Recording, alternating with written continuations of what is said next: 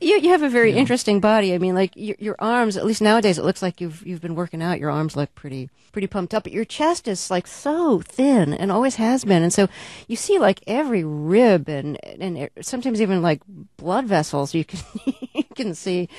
yeah, Um, funny boy. yeah. So I mean, it's like it's an interesting and very skinny body.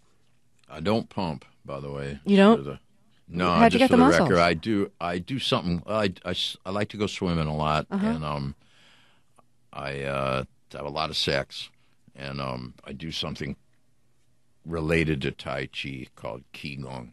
When you were doing drugs, and I think you basically tried everything, and heroin, cocaine, MDA, which later became known as ecstasy, and so on. Did it bring out or subdue parts of your personality, particularly as a performer? Do you feel that any of your stage persona developed in part as a result of the drugs, or did you have inhibitions that were diminished as a result of drugs? How did it play into who you became as Iggy Pop? Yeah, I think it would slightly, in general, it would slightly release inhibitions, but not so terribly much. There would be a slight encouragement to be a bit more of an exhibitionist, Hmm. and a very great sensual encouragement on most drugs. In other words, just feeling good for no particular reason, whether it was, whether it would enhance sex or enhance the ability to appreciate the beauty of a leaf shimmering in the breeze on a summer day, that sort of thing, or the beauty of a piece of music, what have you, the beauty of even of a favorable emotion directed at you from another person. But I thought what it really did, the really pronounced effect it had on me, all of them had in common, was to shut out all sorts of things.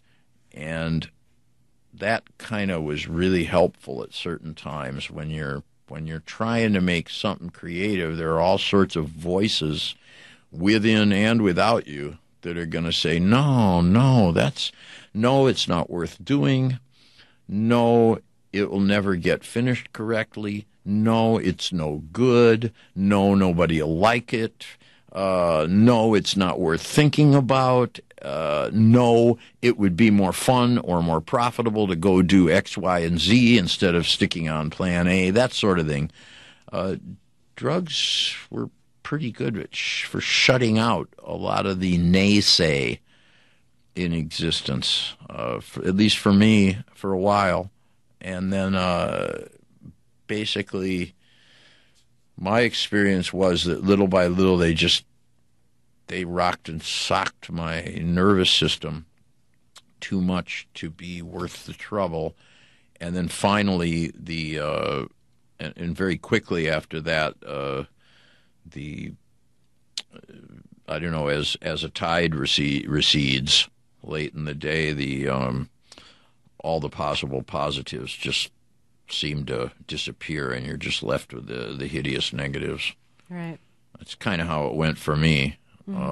And you did the You're whole sort of rehab like thing. I could compare it, if I could compare my body to a neighborhood, a really nice neighborhood that everybody it suddenly becomes popular. It quickly becomes overdeveloped. That's sort of like basically the drugs begin to build condos all over your body until you don't want to live there anymore. Kind of like that,